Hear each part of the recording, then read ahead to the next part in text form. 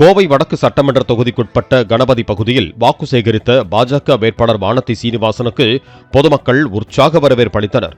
அதிமுக ஆட்சியின் திட்டங்கள் மற்றும் மத்திய அரசின் பல்வேறு நலத்திட்டங்கள் மக்களின் வாழ்க்கை தரத்தை உயர்த்தியுள்ளதாக கூறிய வானதி சீனிவாசன் அந்த திட்டங்கள் தொடர தனக்கு தாமரை சின்னத்தில் வாக்களிக்க கேட்டுக் கொண்டார்.